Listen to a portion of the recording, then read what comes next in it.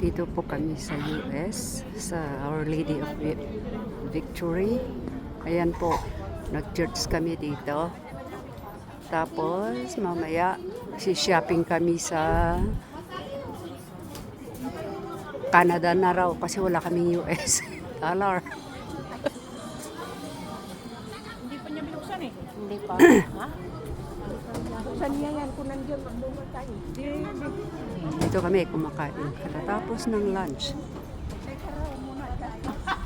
Nakita ba? Kita ko yung kamay niya. Dito rin niya ganun. Talagang. Yan, kakainan po. Mga kasamahan namin. Yan. American time. 11:30, half an hour. Half an hour pa pala.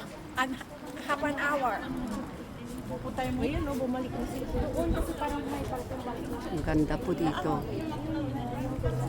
Naka-US ng isang araw.